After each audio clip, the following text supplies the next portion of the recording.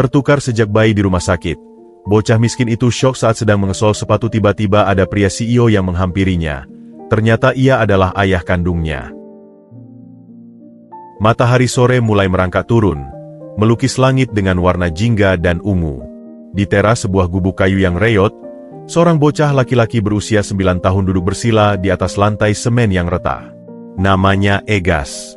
Di pangkuannya, terbaring sepasang sepatu sekolah hitam yang sudah begitu usang, hingga warna aslinya hampir tak bisa dikenali. Kulitnya mengelupas di beberapa bagian, membuka pori-pori kain di dalamnya yang sudah tipis. Yang paling memprihatinkan adalah solnya yang hampir sepenuhnya terlepas dari badannya, hanya bertahan di bagian tumit bagai orang sekarat yang menggenggam erat sisa-sisa hidupnya. Dengan konsentrasi penuh, Egas mengulurkan benang nilon kasar berwarna hitam, hasil dari pilahan sampah jaring nelayan yang dibawa ibunya, ke dalam lubang jarum yang sudah berkarat. Tangannya yang kecil dan penuh dengan goresan luka kecil itu stabil, gerakannya terampil, seolah ini adalah rutinitas yang telah ia kuasai sejak lama. Setiap tusukan jarum yang menembus kulit sepatu yang keras disertai dengan tarikan napas kecil. Ia memastikan setiap jahitannya rapat dan kuat. Sepatu ini adalah satu-satunya yang ia punya. Pelindung kakinya untuk berjalan sejauh 3 kilometer ke sekolah setiap hari. Diusahakan jangan putus lagi, ya, bisiknya pada sepatu itu, seolah memberinya semangat. Kita harus kuat. Besok masih ada ujian matematika. Dari balik pintu kayu yang tak menutup rapat, Sari, ibunya, mengamati anak semata wayangnya itu. Perasaan haru dan sedih yang tak tertahankan menyergap hatinya. Seorang ibu mana yang tidak sakit hati melihat anaknya harus berjuang dengan sepatu yang hampir menjadi sampah, sementara anak-anak lain seusianya mungkin sudah berganti-ganti sepatu baru. Air mata berkaca-kaca di pelupuk matanya yang mulai keriput, tetapi ia cepat mengusapnya dengan ujung selendang lusuhnya. Ia tidak ingin Egas melihatnya lemah. "Egas, nak, istirahat sebentar. Minum ini," ucap Sari, suaranya serak, sambil menyodorkan segelas air putih bening. Egas menoleh. Senyum kecil mengembang di wajahnya yang tirus. "Sebentar lagi selesai, Ma. Tinggal sedikit lagi." Matanya, yang besar dan berbinar penuh tekad, berpindah ke sebuah poster kecil yang ditempel di dinding kayu yang lapuk. Poster itu bergambar seorang dokter dengan stetoskop di leher, mengapit tulisan, "Bercita-citalah setinggi langit." Itulah impiannya. Suatu hari nanti, ia ingin menjadi dokter. Ibu janji, kalau ada rezeki lebih, ibu akan belikan Egas sepatu baru, ucap Sari, suaranya bergetar penuh penyesalan. Ia duduk di samping anaknya, merapikan rambut Egas yang kusut. Egas mengangkat kepalanya, menatap langsung mata ibunya. "Tidak usah, Ma. Sepatu ini masih bagus. Lihat, aku sudah perbaiki. Pasti kuat lagi untuk berjalan ke sekolah." Ia mengangkat sepatu itu, menunjukkan jahitannya yang mungkin tidak rapi, tetapi penuh dengan niat. "Uangnya buat beli beras dan bayar listrik saja. Aku tidak apa-apa." Perkataan itu membuat Sari tak kuasa menahan tangis. Ia memeluk Egas erat-erat. "Kamu anak yang terlalu baik, nak." Ibu minta maaf tidak bisa memberimu lebih." "Sudah. Jangan menangis, Ma." Egas membalas pelukan itu, menepuk punggung ibunya dengan lembut. "Aku senang sekali. Aku masih bisa sekolah, masih punya ibu yang sehat. Sepatu ini kan cuma pelengkap. Yang penting otak di dalam kepala kita, kan?" Sari tercengang. Kadang-kadang, ia lupa bahwa di balik tubuh kecil dan pakaian lusuh anaknya, terdapat jiwa yang begitu dewasa dan penuh syukur. Egas adalah semangatnya. Alasan ia terus berjuang bangun pukul 4 pagi setiap hari untuk pergi ke pasar membantu membersihkan kios sayur, dan pulang dengan badan pegal dan upah yang pas-pasan. "Impian Egas tetap jadi dokter, ya?" tanya Sari, melepaskan pelukan. "Iya, Ma. Pasti," jawab Egas dengan yakin, matanya berbinar. "Nanti kalau aku sudah jadi dokter, ibu tidak perlu kerja keras lagi. Ibu bisa istirahat di rumah. Aku yang akan cari uang. Aku akan belikan ibu rumah yang bagus, kasur yang empuk, dan sepatu yang paling bagus di dunia." Senyum Sari merekah lebar, campuran antara kebanggaan dan rasa sakit. Ia tahu jalan menuju cita-cita itu sangat panjang dan berliku, terutama bagi mereka yang hidup di pinggiran. Tapi tekad di mata Egas memberinya harapan. Baik, Nak. Ibu percaya pada Egas. Sekarang selesaikan pekerjaanmu, lalu masuk dan makan. Ibu sudah masak nasi dan sayur bayam. Egas mengangguk antusias. Ia kembali fokus pada sepatunya. Jarum menari-nari di antara kulit sepatu. Setiap jahitan adalah sebuah janji, sebuah tekad untuk bertahan. Sepatu compang-camping itu bukan lagi sekadar benda mati. Ia adalah simbol perjuangan, kesetiaan, dan impian besar seorang anak laki-laki yang tidak menyerah pada keadaan. Di bawah cahaya senja yang semakin redup, Egas dan sepatunya melanjutkan pertarungan mereka, melawan kemiskinan, satu jahitan pada suatu waktu. Cahaya lampu kristal yang megah memantul di atas meja kerja kayu mahoni yang luas dan berkilap. Ruang kerja pribadi Arif Wijaya di lantai paling atas gedung Wijaya itu sunyi, hanya terdengar desahan halus AC dan detak jam dinding mewah yang terbuat dari kayu eboni. Di balik kaca jendela panoramanya, kota Jakarta berkelap-kelip bagai hamparan permata, sebuah kerajaan yang telah ia pimpin selama lebih dari 2 dekade. Namun, malam ini, pandangannya tidak tertuju pada pencapaiannya itu. Matanya, yang biasanya tajam dan penuh kewibawaan, kini terpaku lesu pada sebuah bingkai foto perak di sudut mejanya.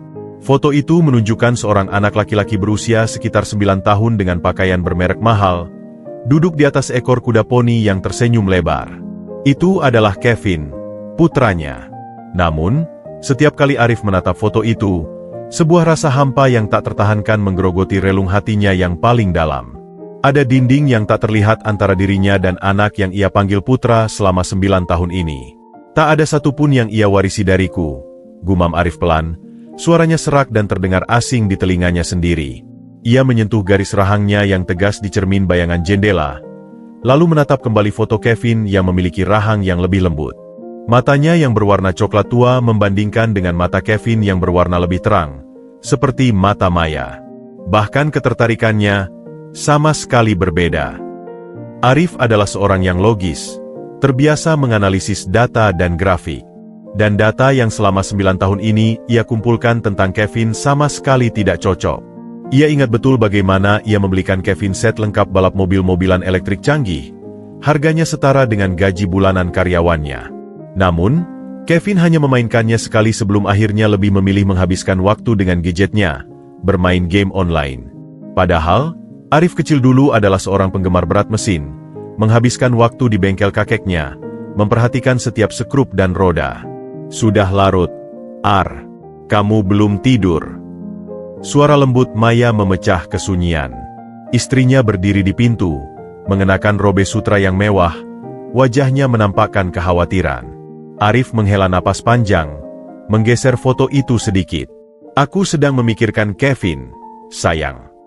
Maya masuk dan mendekat, tangannya yang halus meraih pundak suaminya. Ada apa dengan Kevin? Apakah ada masalah di sekolahnya lagi? Guru matematikanya mengirim email. Katanya nilai ujian terakhirnya turun.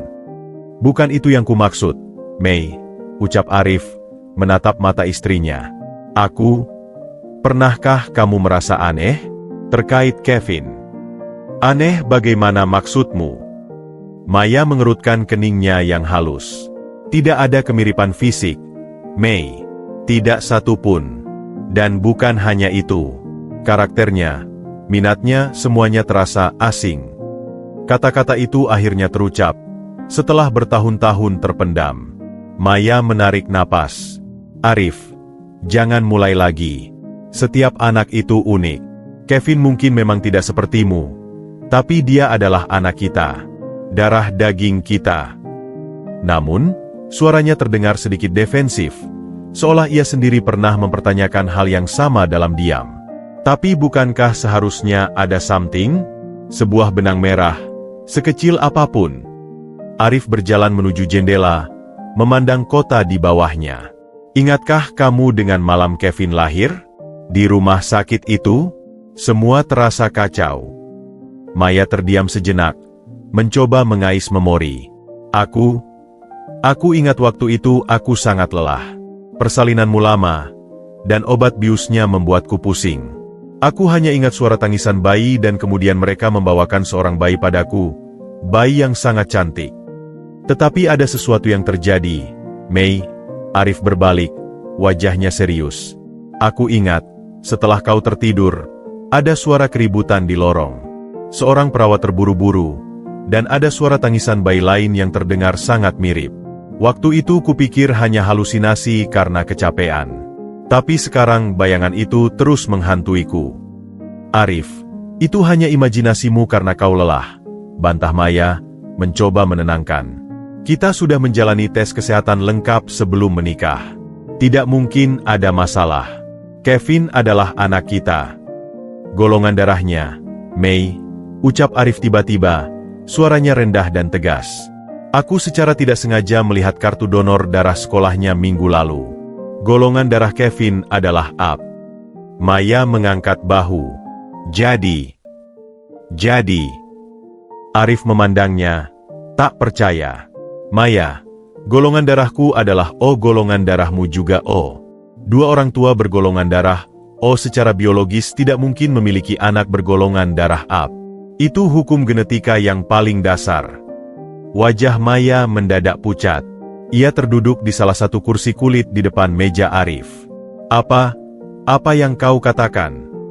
Aku mengatakan bahwa berdasarkan ilmu pengetahuan, ada kemungkinan yang sangat besar bahwa Kevin bukan anak kandung kita. Kata-kata itu menggantung di udara yang mewah, terasa tajam dan menyakitkan. Tidak, itu tidak mungkin, bantah Maya, namun suaranya gemetar. Matanya berkaca-kaca. Itu pasti kesalahan.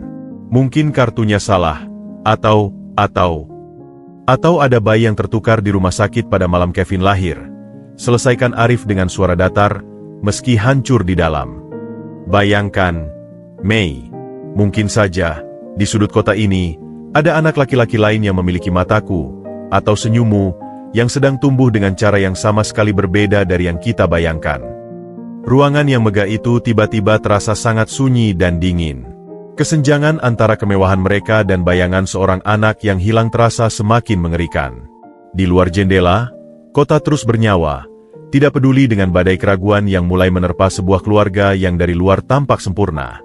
Bayi dalam bayangan itu, siapapun dia, telah mulai menggetarkan fondasi kehidupan mereka. Suasana di rumah sakit swasta yang mewah itu terasa steril dan sunyi, hanya diselingi oleh bunyi monitor tanda vital yang teratur. Kevin terbaring lesu di atas tempat tidur rumah sakit yang luas, wajahnya pucat dan berkeringat. Demam tinggi yang menyerangnya tiba-tiba telah membuat Maya panik dan membawanya ke UGD tengah malam. Kini, setelah mendapatkan infus dan obat penurun panas, kondisi Kevin mulai stabil.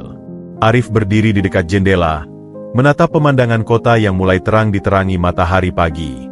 Pikirannya masih diselimuti oleh percakapan berat dengan Maya beberapa hari yang lalu. Bayangan tentang kemungkinan Kevin bukan anak kandungnya terus menghantuinya, bagai kabut tebal yang tak kunjung sirna. Dokter bilang hanya demam virus biasa, ucap Maya yang mendekat, wajahnya lelah namun lega. Dia bisa pulang nanti sore. Arif hanya mengangguk pelan, matanya masih sayup. Bagus. Kamu masih memikirkan itu? Tanya Maya dengan suara berhati-hati. Sebelum Arif sempat menjawab, seorang perawat muda masuk ke dalam kamar dengan senyum ramah. Selamat pagi, Pak, Bu. Saya hanya ingin mengambil sampel darah sekali lagi untuk memastikan semuanya normal sebelum Kevin pulang.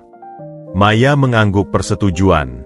Perawat itu dengan cekatan mengambil sampel darah dari lengan Kevin yang kecil, menempelkan label, dan kemudian pergi meninggalkan ruangan. Beberapa jam kemudian, saat Maya sedang membantu Kevin memakai baju untuk pulang, seorang petugas administrasi membawa setumpuk dokumen untuk ditandatangani. Di antara surat-surat pelepasan pasien dan formulir asuransi, terdapat satu lembar hasil tes darah sementara.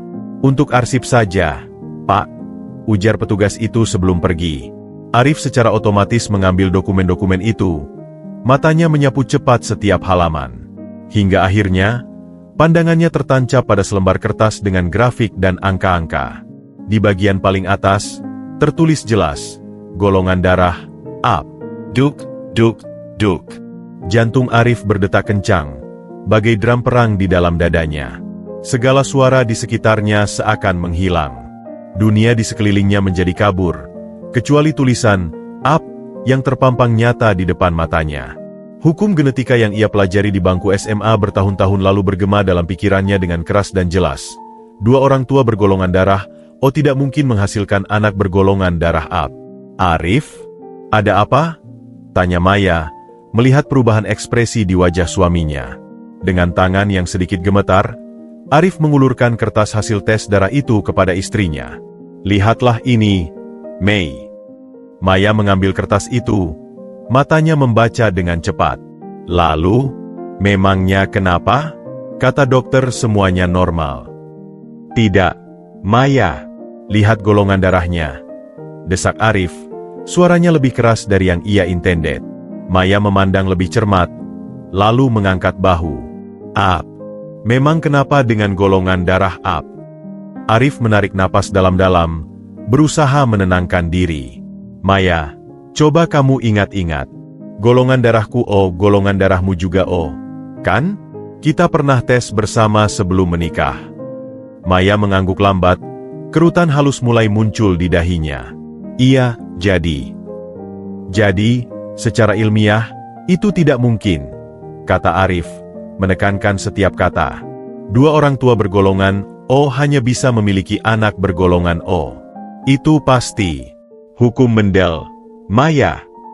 Wajah Maya berubah perlahan. Keraguan dan ketakutan mulai membayangi matanya. Apa maksudmu?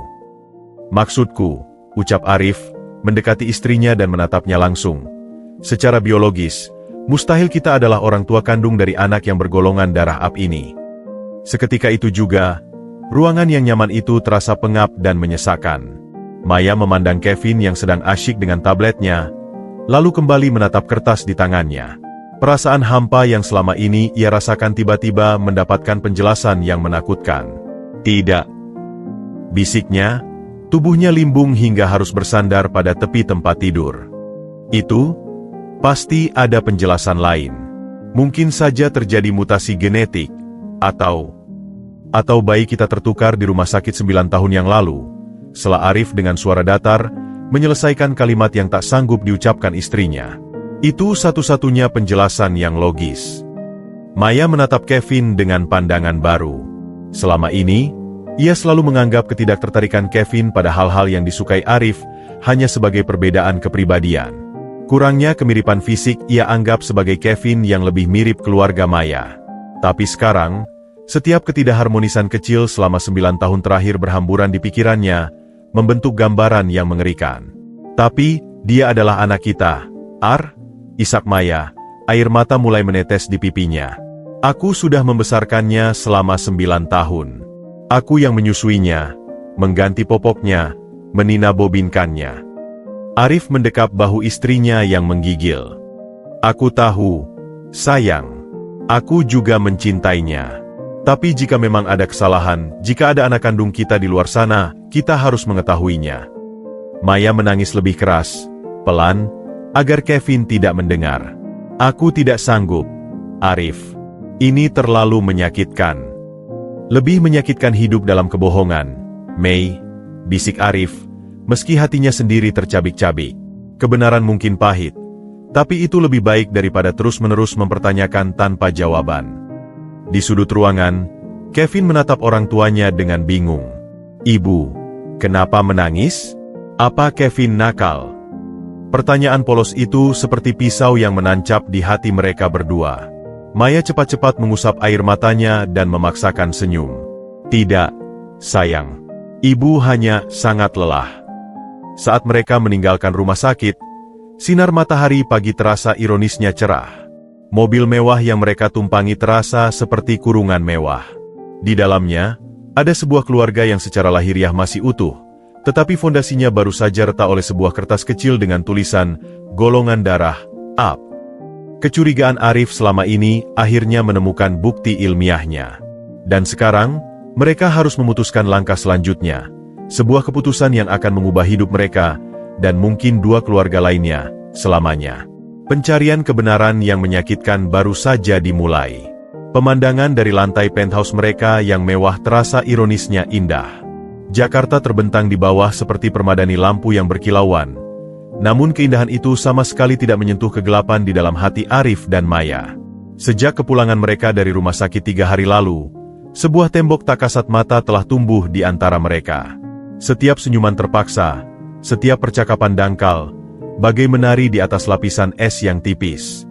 Malam ini, setelah memastikan Kevin sudah tertidur lelap di kamarnya setelah minum obat, Maya tidak lagi bisa menahan semuanya. Ia menemukan Arif masih terduduk di ruang keluarga. Segelas anggur merah hampir tak tersentuh di tangannya, matanya kosong menatap keluar jendela.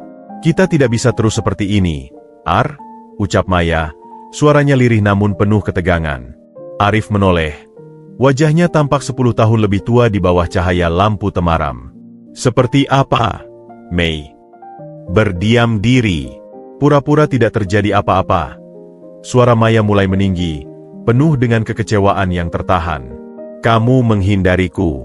Kamu bahkan tidak bisa menatap Kevin selama makan malam tadi." "Dan bagaimana aku harus menatapnya, Maya?" balas Arif, suaranya tiba-tiba kasar.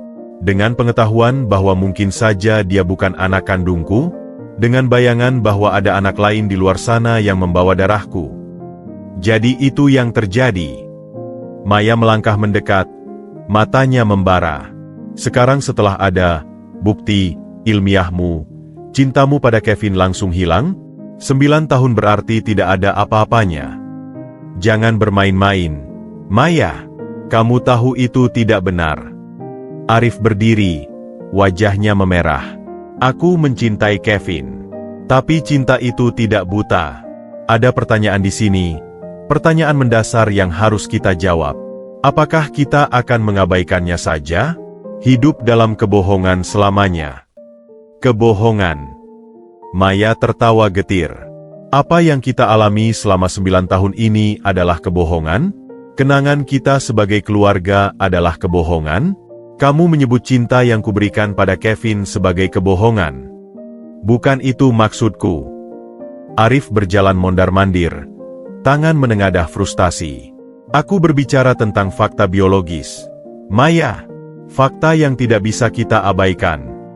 "Lalu apa yang kau usulkan, Arif?" tantang Maya, air mata mulai mengalir di pipinya. "Kamu ingin melakukan apa? Mengumumkan pada Kevin bahwa dia mungkin bukan anak kita? Merusak hidupnya yang sudah mapan?" Arif berhenti, menarik napas dalam-dalam. Ia mendekati istrinya, mencoba menenangkan. "Aku mengusulkan, kita melakukan tes DNA." Maya terdiam sejenak, lalu menggeleng keras. "Tidak, tidak mungkin." "Mengapa tidak?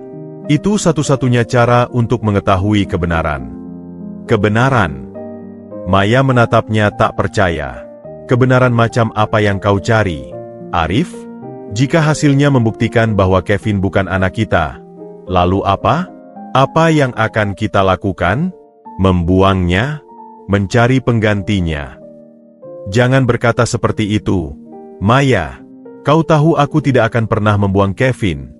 Suara Arif bergetar. "Tapi bayangkan, sayang. Bayangkan jika memang ada kesalahan.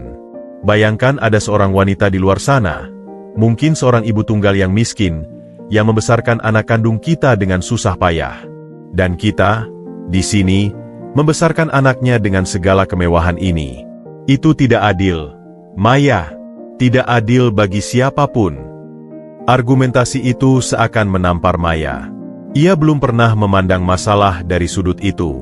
Selama ini, pikirannya hanya berputar pada Kevin dan perasaannya sendiri. "Dan bagaimana dengan Kevin?" bisik Maya, suaranya pecah. "Bagaimana kita menjelaskan padanya bahwa kita melakukan tes DNA? Itu akan menghancurkan hatinya, Arif. Dia masih kecil."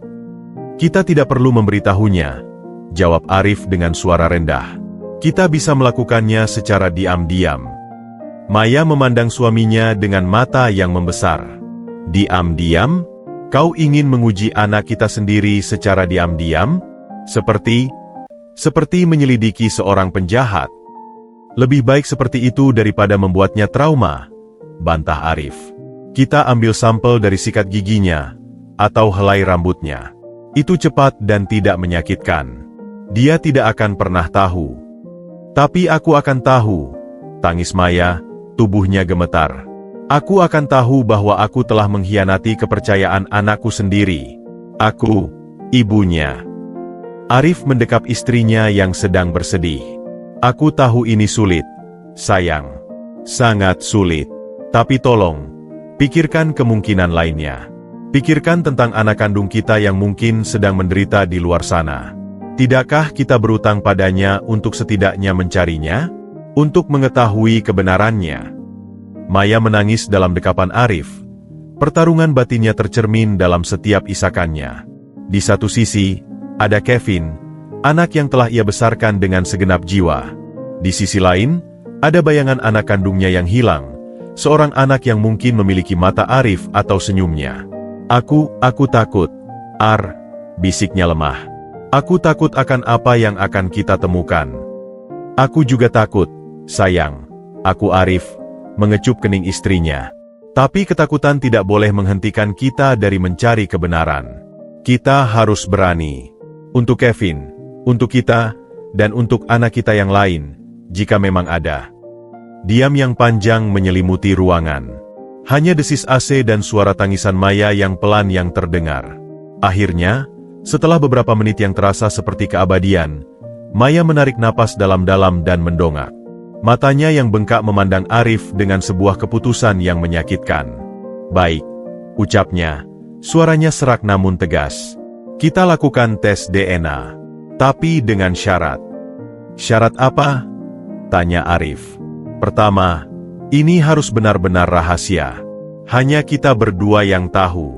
Kedua, apapun hasilnya, Kevin tetaplah anak kita. Kita tidak akan pernah memperlakukannya berbeda. Dan ketiga, ia berhenti, menelan ludah. Jika memang terbukti ada kesalahan, kita harus menemukan anak kandung kita. Tapi kita tidak boleh serta-merta merenggutnya dari kehidupan yang dia kenal. Kita harus bijaksana. Arif mengangguk. Perasaan lega dan sedih bercampur aduk di hatinya. Aku setuju. Sepenuhnya. Keesokan harinya, saat Kevin sedang asyik bermain game di kamarnya, dengan hati yang berat dan perasaan bersalah yang menggerogoti, Maya memasukkan sikat gigi Kevin yang sudah dipakainya ke dalam sebuah kantong plastik steril. Tangannya gemetar hebat. Setiap serat dalam tubuhnya berteriak bahwa ini adalah pengkhianatan. Tapi dia harus melakukannya. Untuk kebenaran. Untuk ketenangan pikiran. Atau mungkin, untuk sebuah harapan baru yang menakutkan. Arif mengambil kantong plastik itu, memegangnya erat-erat. Di tangannya, bukan hanya sebatang sikat gigi, tapi sebuah kunci. Kunci yang bisa membuka pintu menuju kebenaran yang bisa menghancurkan keluarganya, atau menyatukannya kembali dengan cara yang tidak pernah ia bayangkan. Perjalanan panjang dan penuh duri menuju takdir mereka yang sebenarnya telah dimulai, diam-diam, dalam kesunyian penthouse yang mewah. 10 hari. 10 hari yang terasa seperti 10 tahun. Setiap dering telepon, setiap notifikasi email, membuat jantung Arif dan Maya berdebar kencang, dicengkeram oleh campuran harap dan kecemasan yang menyiksa. Mereka berusaha menjalani rutinitas normal. Arif pergi ke kantor, Maya mengurus rumah dan Kevin, tetapi segala sesuatu terasa palsu, bagai sandiwara yang diperankan oleh orang-orang yang kelelahan. Pagi itu, Arif memutuskan bekerja dari rumah. Ia duduk di ruang kerjanya, mencoba fokus pada laporan kuartal yang terbuka di layar komputernya, namun pikirannya melayang-layang. Tatapannya sering tertuju pada telepon di meja, seolah-olah bisa memaksanya berdering. Di ruang keluarga, Maya sedang membantu Kevin dengan pekerjaan rumah matematikanya. Biasanya, ini adalah momen membahagiakan baginya. Tapi hari ini, setiap keluhan Kevin, setiap pertanyaannya yang polos, terasa seperti pisau. Apakah ini terakhir kali aku membantunya seperti ini? Apakah suatu hari nanti aku harus mengembalikannya pada ibu kandungnya? Pikiran-pikiran itu menghantuinya tanpa henti. Bu, ini susah banget, keluh Kevin, melempar pensilnya. Aku nggak ngerti. Coba lihat lagi, sayang.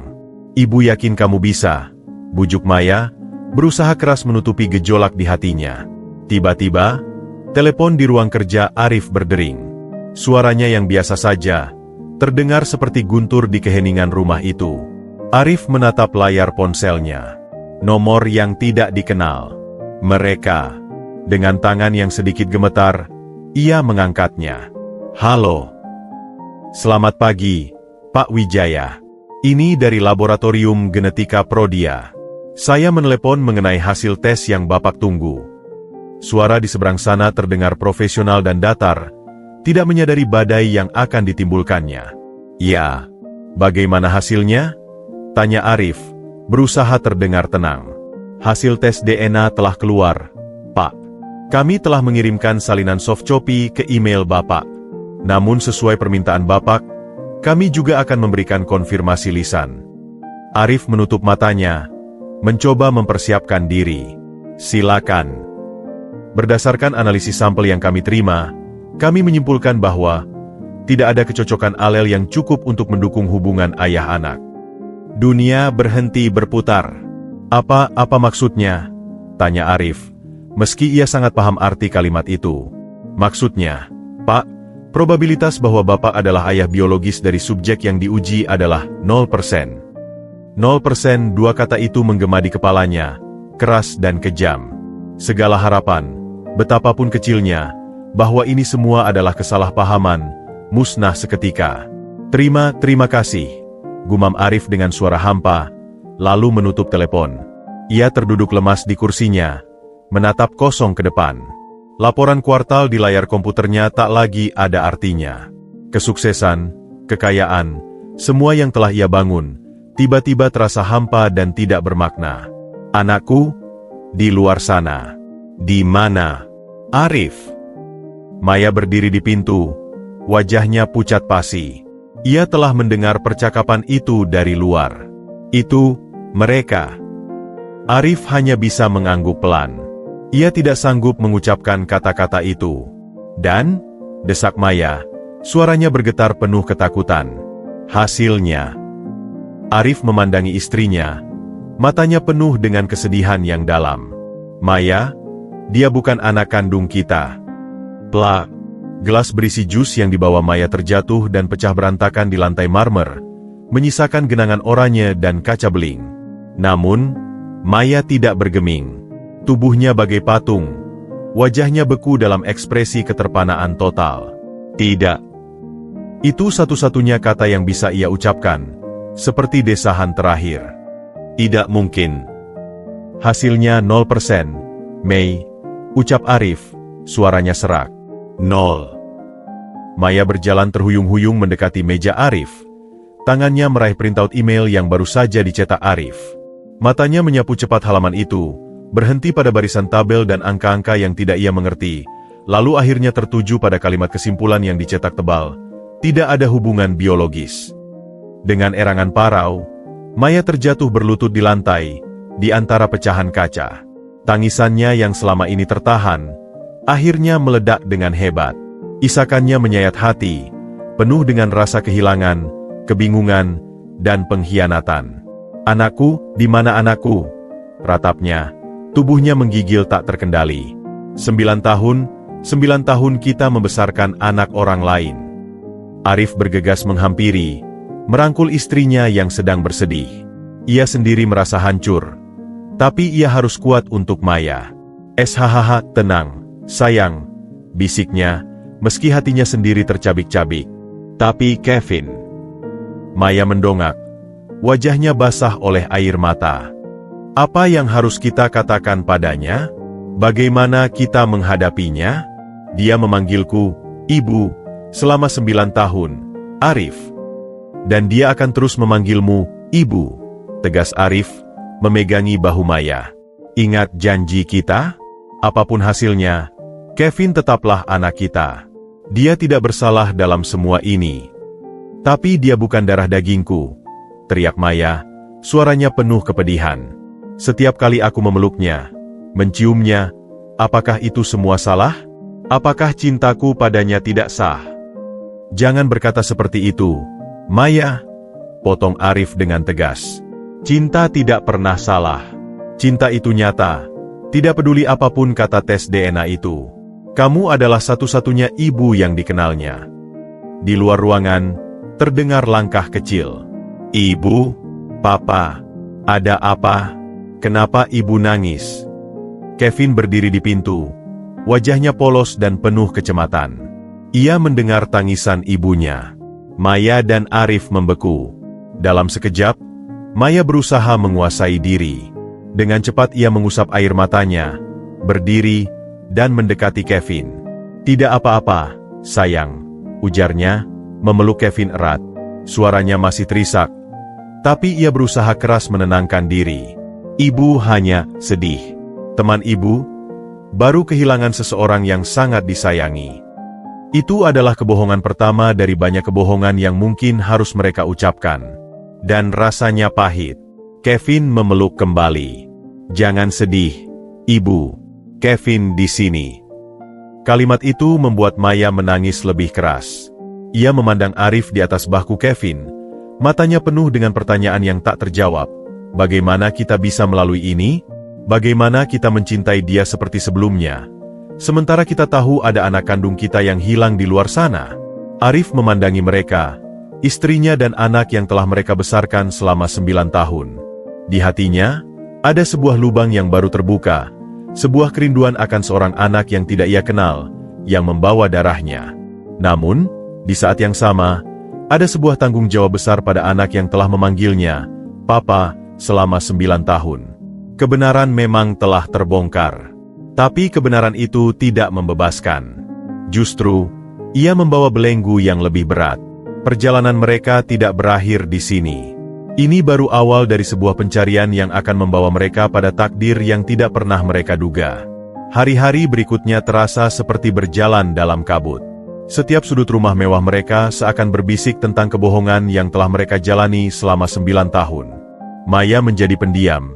Sering terlihat menatap Kevin dengan pandangan sayang yang kini tercampur rasa sakit dan keraguan. Arif, sebaliknya, menyelam lebih dalam pekerjaan, atau lebih tepatnya, dalam pencariannya akan kebenaran. Di balik pintu tertutup ruang kerjanya, Arif menghubungi Bima Santoso, detektif swasta terbaik yang pernah ia gunakan jasa untuk urusan bisnis. Pertemuan mereka diatur di sebuah klub eksklusif, jauh dari kemungkinan mata-mata yang tidak diinginkan. "Jadi, katakan padaku apa yang perlu kau ketahui, Pak Arif," ujar Bima, pria berusia 50-an dengan sorot mata tajam dan sikap tenang yang meyakinkan. Ia meletakkan buku catatan kecil di atas meja. Arif menceritakan semuanya, dari kecurigaannya, tes DNA, hingga hasil yang menghancurkan. Bima mendengarkan dengan saksama, tanpa menghakimi. "Jadi, tujuan Bapak adalah menemukan anak kandung Bapak, dan mungkin juga orang tua kandung dari Kevin?" tanya Bima setelah Arif selesai. "Ya, tapi prioritaskan pencarian anak kandung saya," jawab Arif, suaranya berat. "Saya perlu tahu di mana dia, bagaimana keadaannya." Bima mengangguk, memahami. "Kita mulai dari rumah sakit. Nama dan tanggal. Rumah Sakit Bunda Sejahtera. Kevin lahir 9 September, 9 tahun yang lalu. Lebih tepatnya, pukul 20.15. Bima mencatat. "Baik, saya akan mulai dari sana. Prosesnya mungkin tidak mudah, Pak Arif. Rekam medis lama, terutama yang melibatkan kemungkinan kelalaian, seringkali sulit diakses." "Uang bukan masalah, Bima," tegas Arif. "Lakukan apapun yang diperlukan. Saya ingin kebenaran." 2 minggu berlalu tanpa kabar. Setiap kali telepon berdering, jantung Maya dan Arif berdebar kencang. Suatu sore, Bima akhirnya menelepon dan meminta bertemu. "Ada perkembangan?" tanya Arif segera setelah mereka duduk di ruang kerjanya. Bima mengeluarkan sebuah map dari tasnya. "Saya telah mengakses arsip rumah sakit. Memang butuh persuasi ekstra." Ia tersenyum tipis. "Dan saya menemukan sesuatu yang menarik." Arif mendekat, penasaran. Pada tanggal yang sama dengan kelahiran Kevin, ada satu bayi lain yang lahir di bangsal yang sama, hampir bersamaan. Bayi laki-laki, lahir pukul 20.22. Arif menahan napas. Siapa ibunya? Nama ibu tercatat sebagai Sari, tanpa nama suami. Alamat yang tercatat adalah di kawasan kumuh di Penjaringan. Yang menarik. Bima menatap Arif.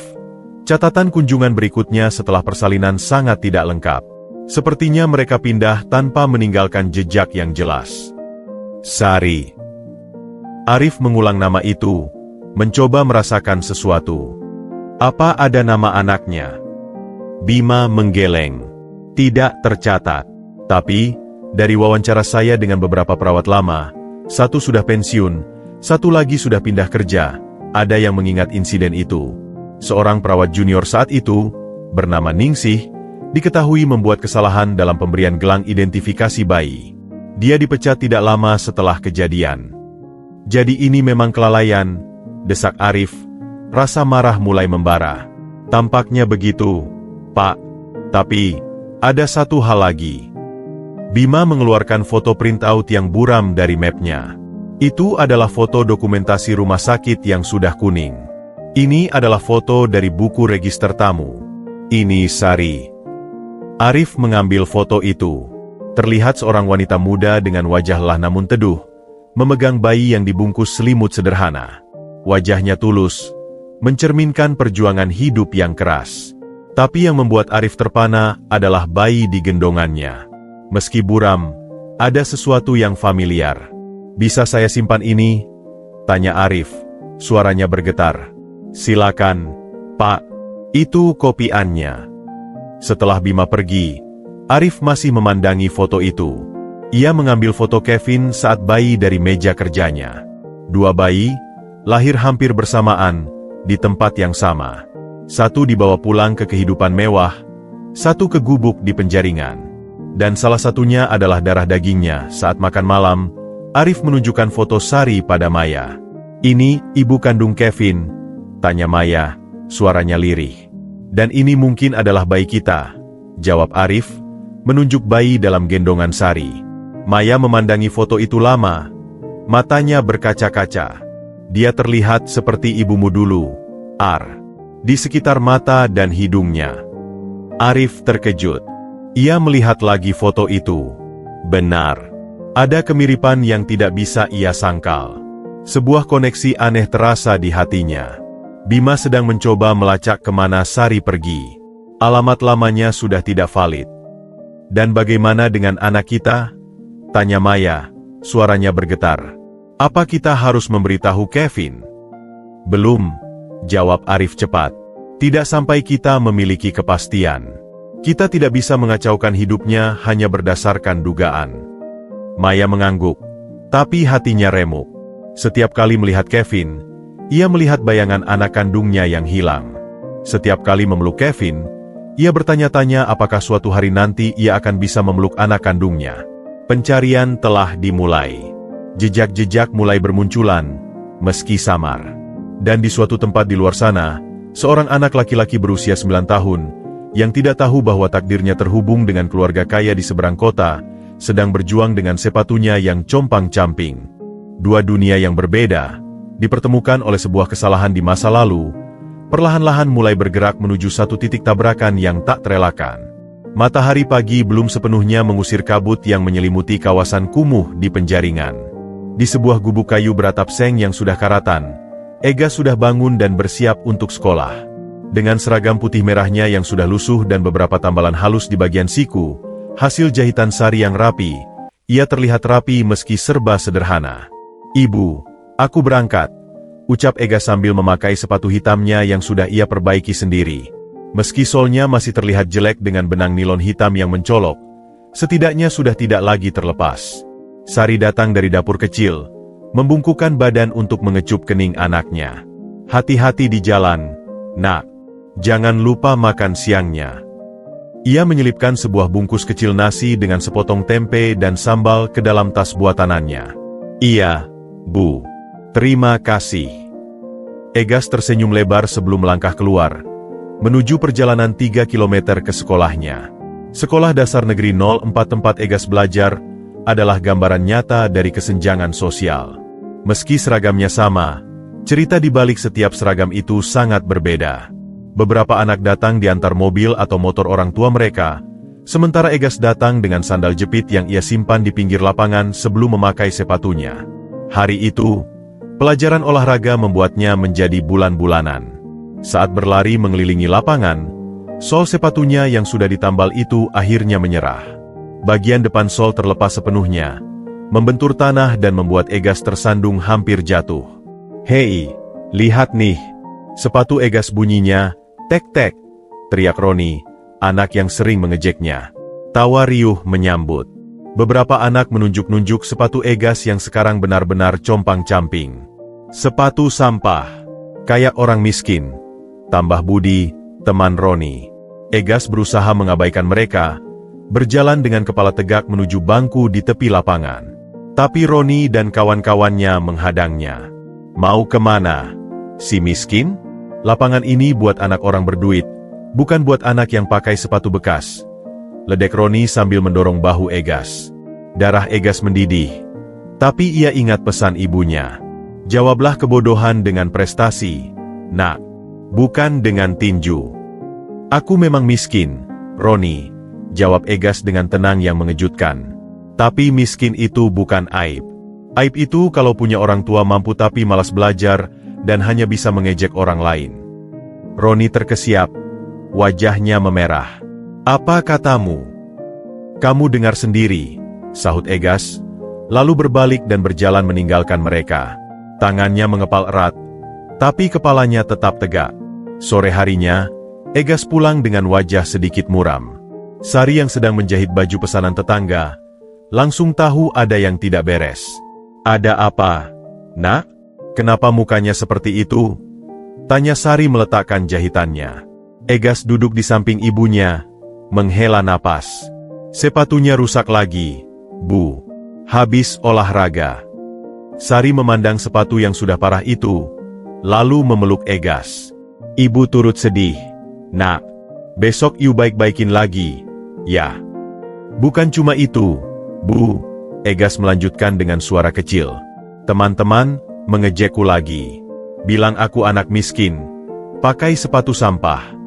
Seketika itu juga, air mata Sari menetes. Rasanya seperti ada pisang yang mengoyak-ngoyak hatinya. Seorang ibu mana yang tega mendengar anaknya diperlakukan seperti itu? "Egas, dengarkan ibu," ucap Sari sambil mengangkat wajah anaknya.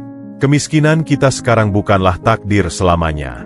Ibu percaya, dengan pendidikan, kamu bisa mengubah segalanya. Mereka yang mengejekmu hari ini, suatu saat akan memandangmu dengan hormat. Tapi, kadang aku lelah, Bu. Aku Egas," akhirnya menunjukkan kerapuhannya. "Aku ingin seperti mereka. Punya sepatu baru, seragam bagus, bisa jajan." Sari menarik napas dalam. "Ibu mengerti, nak. Tapi lihatlah." Ia menunjuk poster dokter di dinding. Dia dulu mungkin juga pernah diejek, pernah susah. Tapi dia tidak menyerah. Kamu pun tidak boleh menyerah. Egas memandangi poster itu, lalu menatap wajah ibunya yang mulai keriput namun penuh ketegaran. "Ibu, apakah dengan aku jadi dokter nanti, ibu tidak perlu kerja keras lagi?"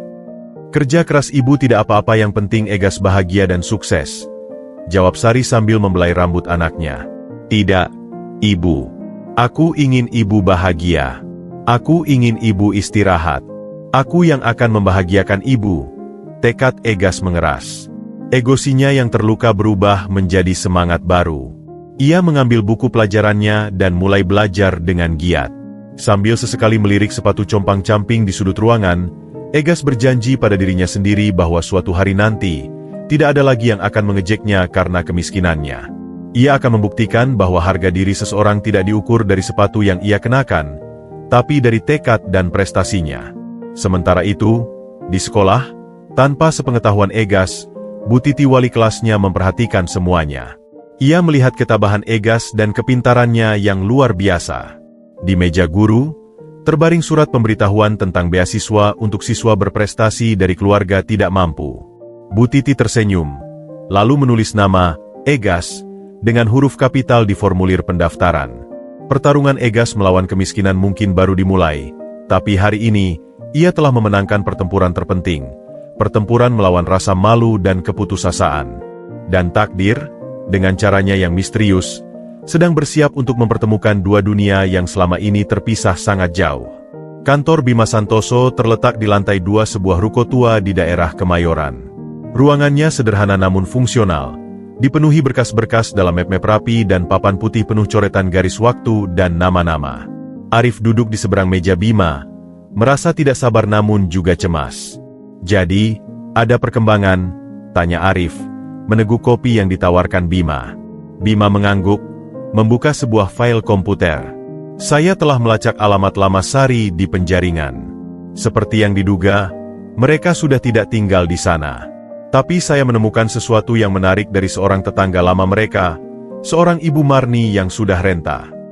Arif mendekat, penuh perhatian. Menurut Ibu Marni, Sari memang seorang ibu tunggal. Suaminya meninggal tak lama setelah mereka menikah karena kecelakaan kerja. Sari kemudian hamil dan melahirkan seorang bayi laki-laki. "Bayi laki-laki," gumam Arif, hatinya berdebar. Ibu Marni ingat betul karena dialah yang membantu Sari selama persalinan. Dia mengatakan bahwa Sari memberi nama anaknya Egas. Egas. Arif mengulangi nama itu, mencoba merasakan sesuatu. Apakah ada artinya? Konon, nama itu singkatan dari anugerah terakhir. Suami Sari bernama Ega, jadi Egas seperti perpaduan Ega dan Sari.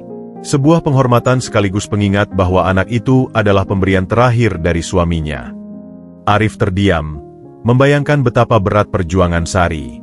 Seorang janda muda, harus membesarkan anak seorang diri. Lalu, kenapa mereka pindah? Tanya Arif. Menurut Ibu Marni, sekitar seminggu setelah pulang dari rumah sakit, Sari terlihat sangat gelisah. Dia seperti ketakutan.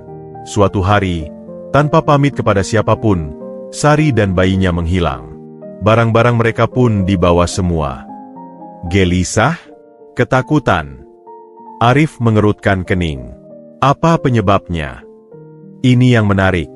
Bima menurunkan suaranya. Ibu Marni menduga itu ada hubungannya dengan seorang perawat yang pernah datang mencari Sari. Perawat itu terlihat buru-buru dan cemas. Perawat? Dari rumah sakit? Kemungkinan besar. Ibu Marni tidak ingat namanya, tapi dia mendengar percakapan mereka. Si perawat seperti memperingatkan Sari tentang sesuatu. Keesokan harinya, Sari langsung pergi. Arif berdiri dan berjalan mondar-mandir. Pikirannya bekerja cepat. Jadi, kemungkinan besar perawat itu, mungkin Ningsih yang kamu sebutkan, menyadari kesalahannya dan memberitahu Sari bahwa ada kemungkinan bayinya tertukar. Tepat sekali, Pak Arif. Tampaknya Sari memilih untuk melarikan diri, mungkin karena takut anaknya akan diambil, atau karena tidak ingin menghadapi kenyataan pahit itu. Arif menghela napas panjang. Ia bisa memahami kepanikan Sari. Seorang ibu miskin, melawan keluarga kaya yang mungkin akan menuntut hak mereka. Tentu saja pilihan paling aman adalah menghilang. Jadi, kita kehilangan jejak mereka selama 9 tahun, tanya Arif, suaranya putus asa. Tidak sepenuhnya, sahut Bima sambil mengambil selembar kertas dari mejanya. Ibu Marni ingat bahwa Sari pernah mengatakan dia punya saudara di daerah Bekasi. Seorang sepupu yang bekerja di pasar. Tidak ada alamat pastinya, tapi setidaknya ini mempersempit area pencarian. Bekasi? Itu wilayah yang luas. Saya tahu, Pak, tapi ini lebih baik daripada tidak ada petunjuk sama sekali. Bima menatap Arif. Yang perlu Bapak pertimbangkan adalah, jika kita menemukan mereka, apa yang akan Bapak lakukan? Mengambil paksa anak itu? Membiarkan mereka terus hidup dalam kebohongan? Atau mencari solusi lain? Pertanyaan itu menggantung di udara. Arif sendiri belum punya jawaban pasti. Di satu sisi, ada keinginan kuat untuk bertemu anak kandungnya. Di sisi lain, ada belas kasihan pada Sari yang telah berjuang sendirian selama 9 tahun. Aku hanya ingin tahu bahwa dia baik-baik saja, jawab Arif akhirnya. Aku ingin melihatnya, bahkan dari jauh, untuk memastikan bahwa darah dagingku tidak menderita. Bima mengangguk memahami. Baik, Pak Arif. Saya akan fokuskan pencarian di sekitar Bekasi. Saya akan menanyai pasar-pasar tradisional. Mungkin ada yang mengenal Sari atau sepupunya. Setelah pertemuan itu, Arif pulang dengan perasaan campur aduk. Nama, Egas, Terus terngiang di pikirannya. Anugerah terakhir. Betapa ironis. Anak yang seharusnya menjadi anugerah baginya justru hilang karena sebuah kesalahan. Saat tiba di rumah, Maya langsung menyambutnya dengan wajah penuh tanya. Bagaimana, Ar? Ada kabar? Arif menganggak. Kita sekarang tahu namanya. Egas. Egas. Maya mengulangi nama itu, seolah mencoba merasakannya. Itu nama yang bagus. Apa artinya? Anugerah terakhir, jawab Arif. Maya terdiam, matanya berkaca-kaca. Sama seperti Kevin.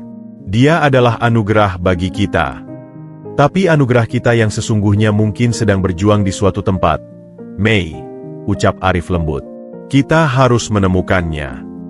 Maya mengangguk. Air matanya akhirnya tumpah. Iya, kita harus. Tapi, aku masih takut, Ar. Takut akan apa yang akan kita temui. Takut melihatnya menderita. Atau, takut bahwa dia tidak mau mengenal kita. Itu adalah ketakutan yang sama yang menghantui Arif. Tapi satu hal yang pasti, puzzle mulai tersusun. Nama telah mereka dapatkan. Jejak mulai muncul. Dan di suatu sudut Bekasi, seorang anak laki-laki bernama Egas, tanpa sadar bahwa hidupnya sebentar lagi akan berubah selamanya, sedang berjuang dengan sepatunya yang compang-camping dan impian besarnya.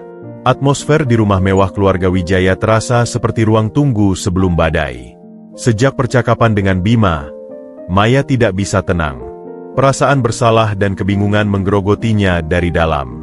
Ia tahu Arif sudah memutuskan untuk tidak mengatakan apapun kepada Kevin sampai mereka memiliki kepastian, tapi bagi Maya, setiap detik yang dihabiskan dengan Kevin terasa seperti penipuan. Malam itu, setelah Kevin selesai bermain game online di kamarnya, Maya memutuskan untuk mengajaknya bicara. Tidak tentang kebenaran yang pahit, belum, tapi setidaknya untuk mengukur perasaannya. Kevin, sayang, boleh ibu bicara sebentar? Tanya Maya sambil duduk di tepi tempat tidur Kevin yang besar. Kevin, yang masih asyik dengan tabletnya, hanya mengangguk sambil lalu. Sebentar, Bu. Lagi seru nih. Kevin, tolong letakkan tabletnya sebentar, pinta Maya, suaranya lebih tegas dari yang ia rencanakan.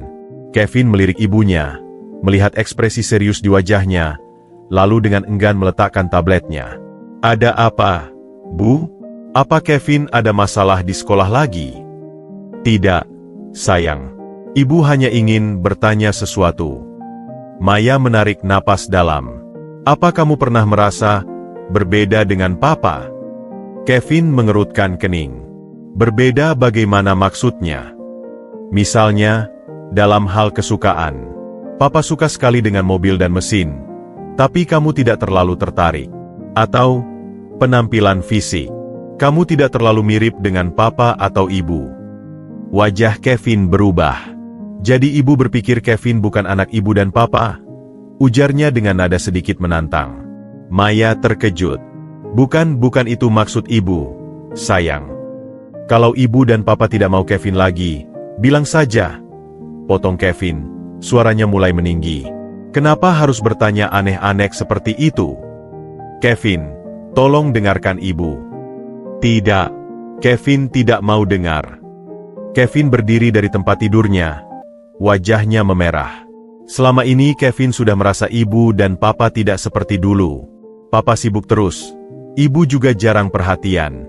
Sekarang ibu bilang Kevin berbeda? Kalau Kevin berbeda, siapa yang salah? Pasti Kevin, kan? Bukan begitu, sayang. Lalu bagaimana? Teriak Kevin. Matanya mulai berkaca-kaca namun penuh amarah. Kevin tahu kok. Ibu dan Papa jadi aneh sejak Kevin sakit. Apa karena Kevin merepotkan? Apa karena nilai matematika Kevin jelek? Maya berdiri dan mencoba memeluk Kevin, tapi ditolak. Bukan, sayang. Ibu dan Papa sangat mencintaimu. Itu tidak ada hubungannya dengan nilai atau apapun. Tapi kenapa ibu tanya hal seperti itu? Isak Kevin, akhirnya menangis. Kenapa tanya apakah Kevin berbeda? Kalau Kevin berbeda, apakah ibu dan Papa akan cari anak lain? Anak yang lebih pintar? Anak yang lebih mirip dengan Papa? Setiap kata dari Kevin seperti pukulan bagi Maya. Ia menyadari betapa dalam luka yang ia timbulkan dengan pertanyaannya yang ceroboh. Tidak, Kevin. Tidak akan pernah ada anak lain yang bisa menggantikanmu di hati ibu dan papa. Ucap Maya, berusaha menenangkan. Tapi kata ibu tadi, Kevin berbeda. Tangis Kevin, tubuhnya menggigil. Kalau Kevin berbeda, berarti Kevin bukan anak ibu dan papa yang benar, kan? Maya terdiam. Kebenaran itu tergantung di ujung lidahnya.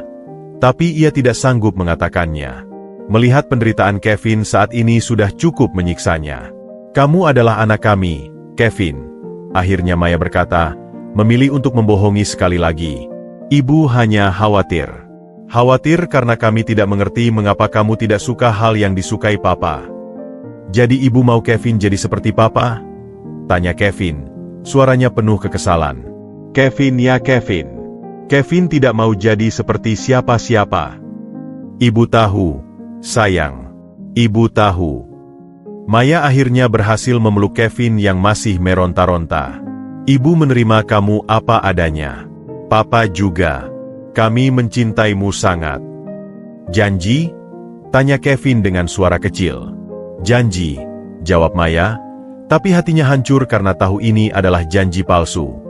Setelah Kevin tenang dan tertidur karena kelelahan menangis, Maya menemui Arif di ruang kerja.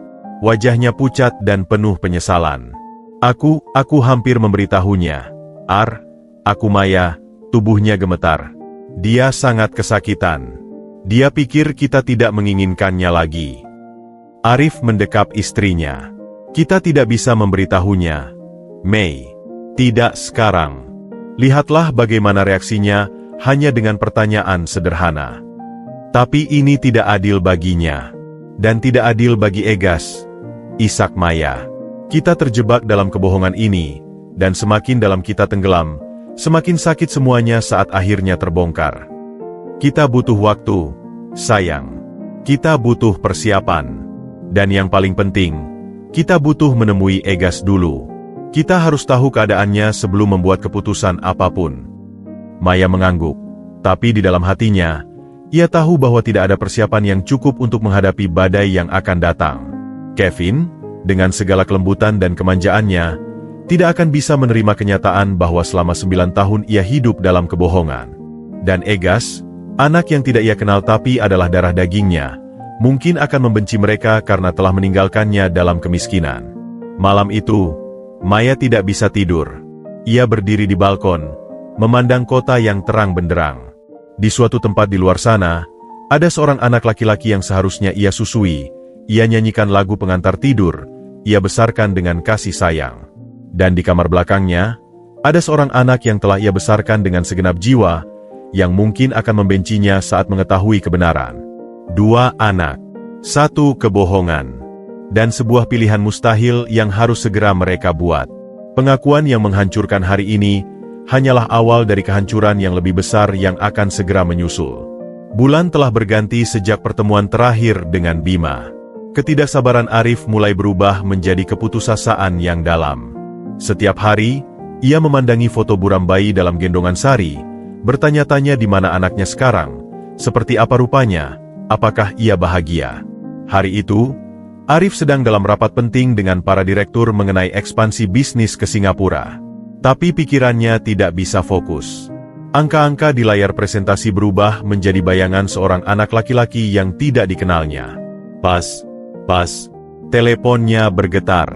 Melihat nama Bima Santoso di layar, jantungnya langsung berdebar kencang. Ia meminta maaf pada para direktur dan segera keluar ruangan. Bima, ada perkembangan? Tanya Arif, berusaha menahan gejolak di dadanya. Pak Arif, saya pikir saya menemukan mereka. Suara Bima terdengar tegas namun berhati-hati. Seorang pedagang sayur di pasar Pondok Gede mengenali foto Sari. Katanya, Sari memang pernah membantu saudaranya di pasar itu sekitar setahun yang lalu. Dia sekarang tinggal di sebuah rumah kontrakan kecil di daerah Bantar Gebang. Arif menahan napas. Kamu yakin? Alamatnya sudah saya konfirmasi. Seorang wanita bernama Sari tinggal di sana dengan seorang anak laki-laki berusia sekitar September 10 tahun. Namanya Egas. Nama itu lagi, Egas. Sekarang bukan lagi sekadar nama di atas kertas, tapi seorang anak yang nyata, dengan alamat yang nyata. Apakah kamu sudah melihatnya? Tanya Arif, suaranya gemetar. Baru dari jauh. Pak, saya tidak ingin membuat mereka curiga. Tapi, ada satu hal. Bima terdiam sejenak. Anak itu, dari kejauhan, ada kemiripan yang mencolok dengan bapak. Terutama cara berjalannya dan postur tubuhnya. Kalimat itu seperti sambaran petir di siang bolong. Arif harus bersandar pada dinding untuk menahan tubuhnya yang tiba-tiba lemas. Bantar Gebang, kamu bisa kirimkan alamat lengkapnya, pinta Arif. Bisa, Pak. Tapi saya sarankan. Kirim sekarang, Bima, potong Arif. Aku akan pergi ke sana. Pak Arif, tunggu. Tapi Arif sudah menutup telepon. Pikirannya hanya dipenuhi oleh satu hal, menemukan anaknya. Ia kembali ke ruang rapat, meminta maaf dan mengakhiri rapat secara mendadak, membuat para direktur tercengang. Dalam perjalanan menuju Bantar Gebang, Arif mencoba menelepon Maya, tapi tidak diangkat. Mungkin sedang menemani Kevin les piano. Baiklah, pikir Arif. Mungkin lebih baik seperti ini. Ia perlu melihat sendiri dulu, sebelum melibatkan Maya. Dengan bantuan GPS, Arif akhirnya tiba di sebuah lorong sempat di Bantar Gebang. Kontrasnya kehidupan di sini dengan dunia yang ia tinggali begitu mencolok. Jalanan berlubang, rumah-rumah berdempetan, bau sampah yang menyengat. Hatinya sakit membayangkan anak kandungnya tumbuh di tempat seperti ini. Ia memarkir mobil mewahnya di ujung lorong, menarik perhatian warga sekitar. Dengan langkah berat, ia berjalan menyusuri alamat yang diberikan Bima. Jantungnya berdebar kencang, napasnya memburu. Dan kemudian, ia melihatnya. Di teras sebuah rumah kontrakan kecil yang catnya mengelupas, seorang anak laki-laki duduk bersila di lantai. Bocah itu sedang asyik dengan sesuatu di pangkuannya. Saat Arif mendekat, ia bisa melihat dengan jelas. Anak itu sedang menjahit sol sepatu yang hampir terlepas. Duk, duk, duk. Dunia seakan berhenti. Semua suara menghilang. Yang tersisa hanyalah gambar anak laki-laki itu dengan sepatu compang-camping di tangannya. Wajahnya. Oh Tuhan, wajahnya. Itu adalah wajah Arif ketika masih kecil. Hidungnya, bentuk matanya, bahkan cara ia mengerutkan kening saat berkonsentrasi, semuanya adalah potongan dirinya yang hilang. Arif berdiri terpaku, tidak lebih dari 10 meter dari anak itu. Ia tidak bisa bergerak, tidak bisa berkata-kata. Selama ini, ia membayangkan berbagai skenario pertemuan, tapi tidak pernah yang seperti ini. Melihat darah dagingnya sendiri duduk di lantai, berjuang memperbaiki sepatu yang seharusnya sudah lama menjadi sampah. Dengan langkah yang terhuyung-huyung, bagai orang mabuk, Arif mendekat. Setiap langkah terasa berat, penuh dengan 9 tahun penantian, 9 tahun kerinduan. Anak itu, Egas, akhirnya menyadari kehadirannya. Ia mengangkat kepala, matanya yang besar dan cerdas menatap Arif dengan rasa penasaran dan sedikit kehati-hatian. Ada cahaya di mata itu, sebuah keteguhan yang tidak seharusnya dimiliki anak seusianya. Arif berhenti tepat di depan Egas. Ia berlutut, menyamakan tinggi badannya dengan anak itu. Ia ingin memeluknya, ingin menangis, ingin berteriak bahwa inilah anaknya. Tapi ia tahu ia tidak bisa. Tidak sekarang. Selamat sore, nak, ucap Arif akhirnya. Suaranya serak karena menahan emosi. Egas memandanginya dengan heran, lalu ke arah mobil mewah di ujung lorong, lalu kembali ke Arif. Sor, Pak. Apa yang sedang kamu lakukan? Tanya Arif, meski jawabannya sudah jelas. Saya sedang memperbaiki sepatu, Pak. Jawab Egas polos. Biar masih bisa dipakai sekolah besok. Setiap kata dari mulut kecil itu seperti pisau yang menancap di hati Arif. Anaknya, anak seorang miliarder, harus memperbaiki sepatunya sendiri agar bisa sekolah besok. Kenapa tidak beli yang baru? Tanya Arif, berusaha tetap tenang. Egas tersenyum kecil, senyum yang penuh pengertian yang membuat Arif semakin hancur. Buat beli beras dan bayar listrik saja pas-pasan, Pak. Tidak ada uang untuk beli sepatu baru. Arif menatap sepatu compang-camping itu, lalu menatap wajah anaknya. Kontras antara kemiskinan yang menyakitkan dan keteguhan yang mengagumkan dalam diri Egas membuatnya tidak bisa menahan air mata lagi. Butiran air mata jatuh tanpa bisa ia bendung. "Ah, Pak, kenapa menangis?" tanya Egas dengan suara khawatir. Arif menggeleng, berusaha tersenyum. "Tidak, Nak. Ada sesuatu di mata Bapak." Ia berhenti sejenak, menatap dalam-dalam mata Egas. "Namamu siapa, Nak?" "Egas, Pak." "Egas." Arif mengulangi nama itu, merasakan betapa indahnya nama itu di lidahnya. "Usiamu berapa?" "9 tahun, Pak." "Mau 10?" "9 tahun. Persis. Waktunya cocok. Semuanya cocok." "Egas," ucap Arif sekali lagi, suaranya bergetar. Bapak punya cerita yang harus Bapak sampaikan padamu. Cerita yang mungkin sulit untuk dipercaya." Egas memandanginya dengan mata berbinar, penuh keingintahuan anak-anak. "Cerita apa, Pak?" Tentang seorang bayi yang tertukar di rumah sakit 9 tahun yang lalu." Egas mengerutkan kening, tidak mengerti. Tapi Arif tahu, percakapan ini akan mengubah segalanya. Hidup Egas, hidup Kevin, hidup mereka semua, tidak akan pernah sama lagi.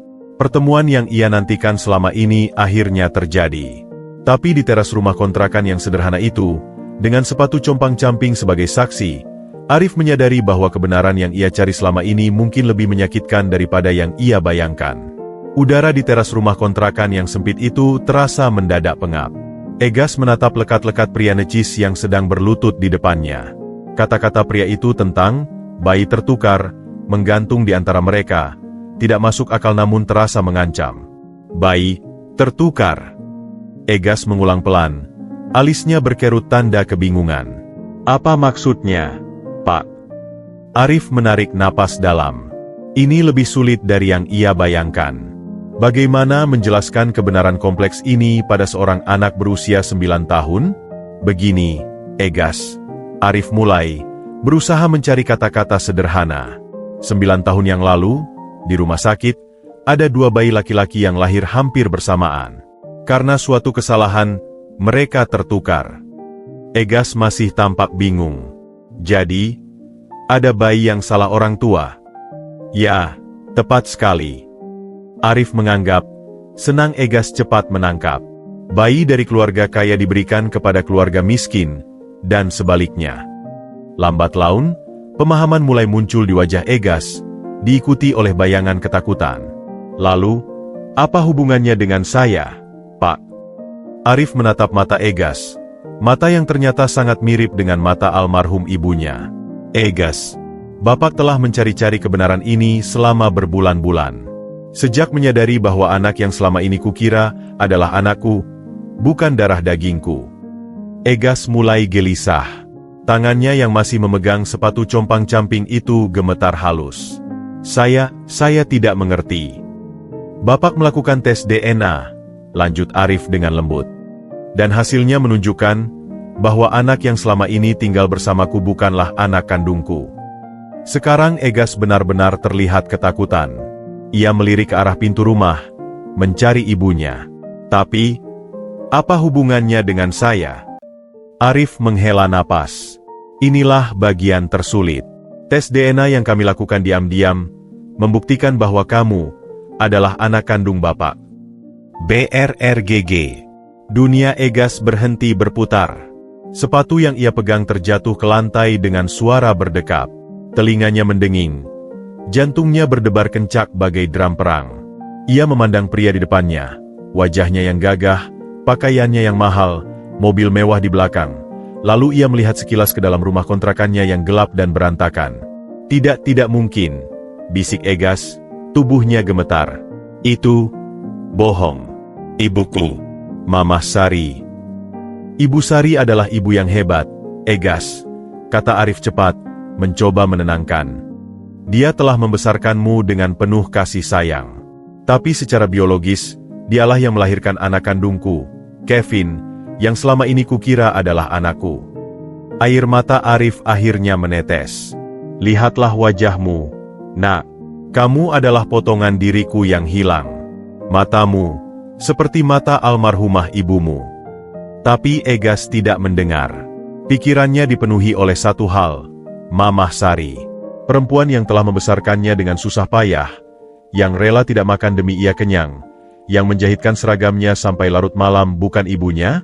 Tidak, teriak Egas tiba-tiba, membuat Arif terkejut. Itu tidak benar. Mamah Sari adalah ibuku. Kamu bohong. Dengan cepat, Egas bangkit dan berlari masuk ke dalam rumah, meninggalkan Arif yang masih berlutut di teras. Mamah, Mamah. Sari yang sedang memasak di dapur kecil, bergegas keluar melihat anaknya yang panik. Ada apa, Nak? Kenapa teriak-teriak? Egas memeluk erat ibunya, tubuhnya masih gemetar. Di luar, ada orang bilang saya bukan anak ibu. Bilang saya anak dia. Sari memandang ke arah teras. Matanya bertemu dengan Arif yang sekarang berdiri dengan wajah penuh penyesalan. Jantung Sari berhenti berdetak. Ia tahu, hari yang ia takuti selama 9 tahun akhirnya tiba. Egas, sayang, ucap Sari dengan suara bergetar. Tenang dulu, ibu akan bicara dengan tamu kita. Tapi dia bilang, ibu tahu, Nak, ibu tahu. Sari menuntun Egas ke dalam, mendudukannya di kursi plastik yang sudah retak. Tunggu di sini. Ibu akan bicara dengan beliau. Dengan langkah berat, Sari menghampiri Arif yang masih berdiri di teras. Wajahnya pucat, tapi ia berusaha tegar. Maaf, Bapak? Tanyanya, suaranya lirih. Arif Wijaya. Perkenalkan Arif dengan sopan. Dan Anda pasti Ibu Sari. Sari mengangguk pelan. Apa yang Bapak katakan pada Egas? Arif menunduk, merasa bersalah. Saya mengatakan kebenaran. Mungkin terlalu terburu-buru. Tapi setelah mencari selama berbulan-bulan, setelah akhirnya bertemu dengannya, saya tidak bisa menahan diri. Sari memandang Arif, lalu melihat ke arah mobil mewahnya. Selama ini ia membayangkan pertemuan ini akan penuh dengan kemarahan dan tuntutan. Tapi yang ia lihat di wajah Arif adalah rasa sakit yang sama dalam yang ia rasakan. Bapak yakin? Tanya Sari akhirnya. Yakin Egas adalah anak Bapak? Arif mengangguk, mengeluarkan selembar kertas dari saku dalam jaketnya. Ini adalah salinan hasil tes DNA antara dirinya dan sampel dari sikat gigi Egas yang diam-diam diambil Bima seminggu yang lalu. Hasil tes DNA, Bu, membuktikan bahwa saya adalah ayah biologis Egas. Sari mengambil kertas itu. Tangannya gemetar saat membaca baris-baris yang tidak sepenuhnya ia pahami. Tapi kalimat 99,9% kemungkinan hubungan ayah-anak terlihat jelas. Kakinya lemas, dan ia harus bersandar pada dinding. 9 tahun. Bisik Sari, air mata mulai mengalir. Selama 9 tahun saya membesarkan anak Bapak, sementara anak saya. Arif mendekat. Ibu Sari, saya tidak bermaksud merebut Egas dari Anda. Anda adalah ibu yang hebat. Lihatlah bagaimana Anda membesarkannya. Dia anak yang baik, kuat, dan cerdas. Tapi Sari sudah tidak mendengar. Pikirannya dipenuhi oleh bayangan anak kandungnya yang tidak pernah ia kenal, yang hidup dalam kemewahan sementara ia dan Egas berjuang setiap hari. Di dalam rumah, Egas mengintip dari balik pintu, mendengarkan percakapan itu. Setiap kata semakin meyakinkannya bahwa ini bukan mimpi buruk. Ini kenyataan. Pria asing itu memang ayah kandungnya. Dan Mamah Sari bukan ibunya. Perasaan sesak menyergap dadanya.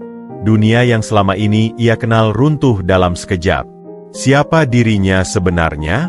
Anak miskin dari Bantar Gebang? Atau anak orang kaya yang tersesat? Dengan air mata yang tak lagi bisa dibendung, Egas berlari ke kamar kecilnya yang sempit, mengunci pintu, dan menangis dalam pelukan bantal usangnya. Hari ini, takdir telah datang menjemputnya, dan hidupnya tidak akan pernah sama lagi. Keesokan harinya, sebuah mobil mewah lainnya, kali ini sebuah SUV hitam yang lebih mewah dari mobil Arif, berhenti persis di depan rumah kontrakan Sari. Maya turun dengan langkah gemetar, diikuti oleh Arif yang wajahnya tampak letih karena semalaman tidak tidur. Sari, yang sudah menunggu dengan cemas, membuka pintu sebelum mereka mengetuk. Pertemuan mata antara dua ibu itu penuh dengan gejolak emosi yang tak terucapkan. Maya memandangi wanita yang telah membesarkan anak kandungnya selama 9 tahun. Ia melihat keriput di sudut mata Sari, tangan yang kasar karena kerja keras, dan mata yang penuh ketegaran meski hari ini terlihat rapuh. "Ibu Sari?" sapa Maya, suaranya bergetar. Sari mengangguk, mempersilakan mereka masuk. Ruangan kecil itu terasa semakin sempit dengan kehadiran dua orang asing yang berpakaian mahal. Egas, yang duduk di sudut ruangan dengan wajah masih bengkak karena semalaman menangis, tidak berani menatap mereka. "Egas, sayang," panggil Sari lembut. "Ayo sini, nak." Dengan enggan, Egas mendekat, tetap menunduk. Maya menatapnya dengan takjub dan sedih. Ia melihat dirinya di wajah Egas, bentuk mata, hidung, bahkan cara ia berjalan. Ini adalah anak kandungnya. Darah dagingnya yang hilang selama 9 tahun. "Egas," bisik Maya, air matanya langsung menetes. "Kamu sangat mirip dengan nenekmu." Egas tidak menjawab, hanya memegang erat tangan Sari. "Mari kita duduk," ajak Sari, memecah ketegangan. Mereka duduk di kursi plastik sederhana, berhadapan satu sama lain. Ruangan itu sunyi sejenak. Hanya terdengar suara lalu lintas dari luar dan isakan Maya yang berusaha ditahannya. "Ibu Sari," mulai Arif, memecah keheningan. "Kami di sini bukan untuk memaksa atau mengambil paksa Egas. Kami hanya ingin mencari kebenaran." Sari mengangguk pelan. "Saya tahu hari ini akan datang. Sebenarnya, saya sudah mencurigai sejak dulu." Maya dan Arif saling memandang. "Sejak dulu?" ulang Maya. Sari menarik napas dalam. "Egas tidak mirip dengan almarhum suami saya. Sama sekali. Dan suatu malam, tak lama setelah kami pulang dari rumah sakit, seorang perawat datang menemui saya. Dia bilang, mungkin ada kesalahan." "Kenapa ibu tidak melakukan sesuatu saat itu?" tanya Maya, tidak bisa menyembunyikan nada sedih dalam suaranya. "Apa yang bisa saya lakukan?" jawab Sari. Suaranya tiba-tiba penuh emosi. "Saya seorang janda miskin. Jika memang ada kesalahan, apakah saya harus menyerahkan bayi yang sudah saya anggap anak sendiri? Atau berhadapan dengan keluarga kaya yang mungkin akan mengambilnya dari saya? Pilihan paling aman adalah pergi dan membesarkannya sebaik mungkin." Maya menunduk, malu. Ia menyadari betapa egoisnya pertanyaannya. "Maafkan saya, Ibu Sari. Saya tidak bermaksud." "Tidak apa," potong Sari. "Saya mengerti. Saya juga seorang ibu." Matanya beralih ke Egas yang masih menunduk. "Selama ini, saya berusaha memberikan yang terbaik untuk Egas. Tapi, lihatlah kehidupan kami. Dia harus memperbaiki sepatunya sendiri, memakai seragam tambal sulam, diejek teman-temannya." Egas akhirnya angkat bicara. "Tapi saya tidak apa-apa, Mamah. Saya kuat." Kalimat itu membuat Maya menangis terseduh-seduh. "Anakku, maafkan ibu. Ibu tidak tahu.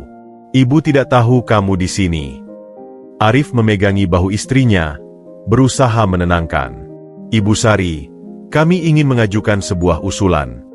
Sari menatapnya, waspada. "Kami ingin Egas tinggal bersama kami," ucap Arif pelan. Ruangan itu mendadak sunyi. Egas memandang Arif dengan ketakutan, lalu memandang Sari. "Tidak," teriak Egas, memeluk erat Sari. "Saya tidak mau. Saya mau tinggal dengan Mamah." "Egas, sayang, dengarkan dulu." Coba Sari menenangkan. "Tidak. Mereka mau memisahkan kita. Saya tidak mau jadi anak orang kaya. Saya mau tetap dengan Mamah." Maya menangis lebih keras. "Kami tidak mau memisahkan kalian, sayang. Kami hanya ingin kamu mendapatkan yang terbaik. Pendidikan yang baik, kehidupan yang layak." "Tapi saya sudah bahagia di sini," bantah Egas, sekarang benar-benar menangis. "Saya tidak butuh uang.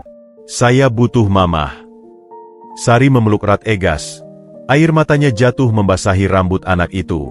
"SHH tenang, nak. Ibu tidak akan melepaskanmu. Tapi Arif memperhatikan bahwa meski kata-kata Sari tegas, matanya penuh keraguan. Seorang ibu yang benar-benar mencintai anaknya akan memikirkan masa depannya. Ibu Sari, ucap Arif lembut. Bagaimana dengan anak ibu yang lain? Kevin. Sari mengangkat wajah, matanya berkaca-kaca. Bagaimana? Bagaimana keadaannya? Maya mengeluarkan teleponnya, menunjukkan foto-foto Kevin. Ini dia. Namanya Kevin. Dia agak manja, tapi pada dasarnya baik. Sari memandangi foto anak kandungnya yang tidak pernah ia kenal. Seorang anak laki-laki dengan pakaian mahal, tersenyum lebar di depan kolam renang pribadi. Ada rasa sakit yang dalam di hatinya, tapi juga kelegaan bahwa setidaknya anaknya tumbuh dengan baik. Dia terlihat sehat, bisik Sari. Ya, kami memberikannya yang terbaik, jawab Maya. Tapi, kami juga ingin memberikan yang terbaik untuk Egas.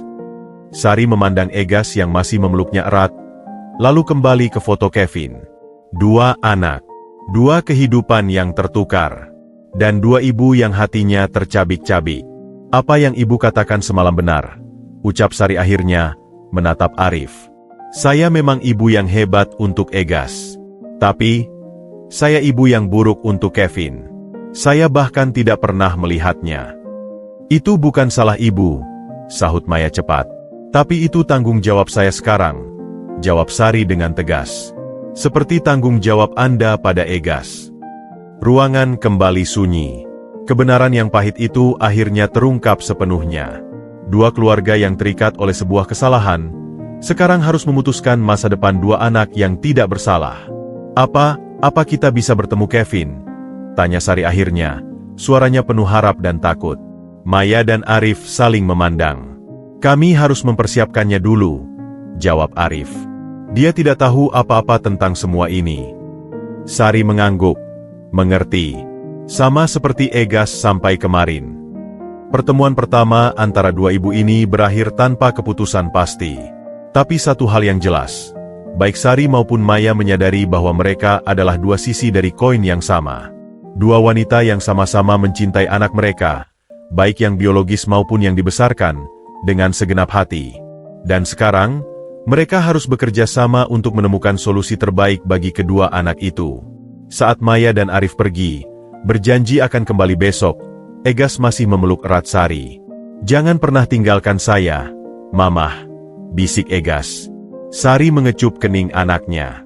Tidak akan, Nak. Ibu berjanji. Tapi di dalam hati, Sari tahu bahwa janji itu mungkin harus dilanggar demi masa depan Egas.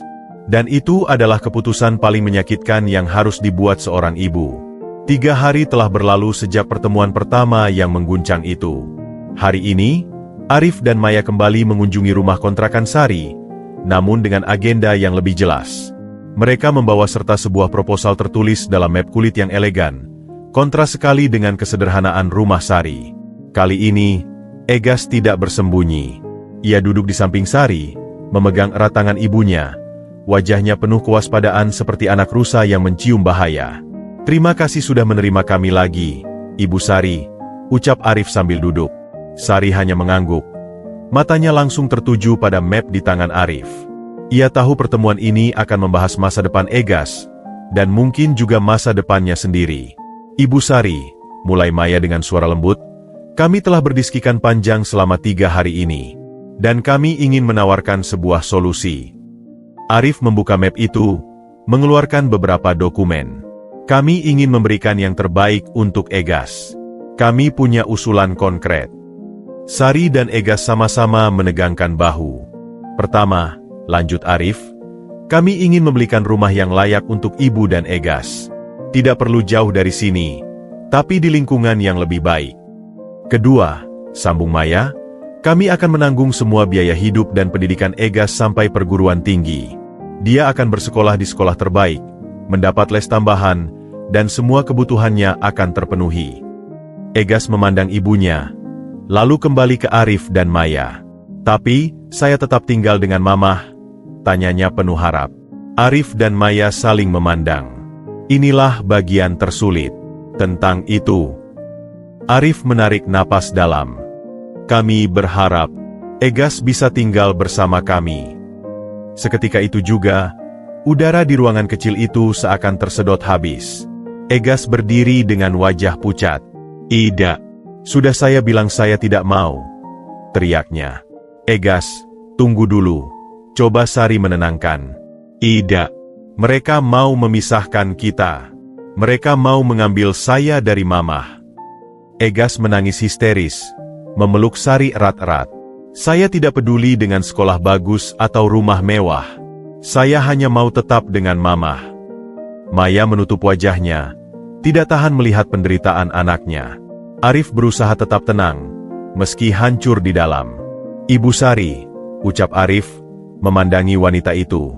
"Kami tahu ini sangat menyakitkan. Tapi tolong pertimbangkan masa depan Egas. Dengan kami, dia akan punya kesempatan yang tidak akan pernah dia dapatkan di sini." Sari memandangi Egas yang sedang menangis di pangkuannya, lalu menatap dokumen yang berisi tawaran menggiurkan itu. Sebuah pertarungan batin yang sengit terjadi dalam dirinya.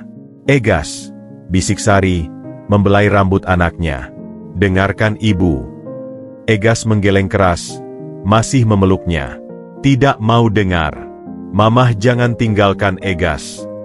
"Sayang, ibu tidak akan pernah meninggalkanmu," kata Sari, suaranya bergetar. "Tapi, ibu harus memikirkan masa depanmu." Egas mendongak. Wajahnya basah oleh air mata. "Apa maksud Mamah?"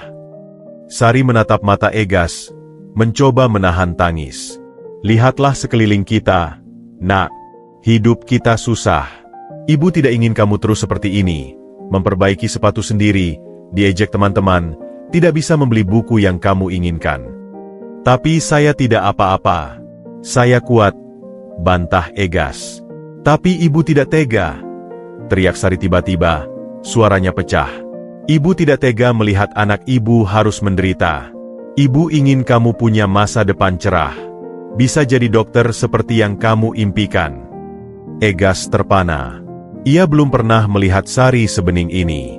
"Dengan tinggal bersama ayah dan ibumu yang sebenarnya," lanjut Sari, menelan ludah pahit, "kamu akan punya semua kesempatan itu."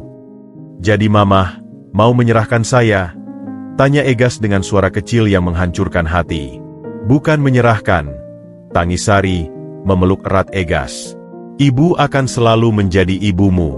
Tapi, ibu harus belajar melepaskanmu demi kebaikanmu sendiri." Maya yang menyaksikan adegan ini tidak bisa menahan tangis lagi. Ia berlutut di depan Sari dan Egas. "Kami berjanji tidak akan memisahkan kalian.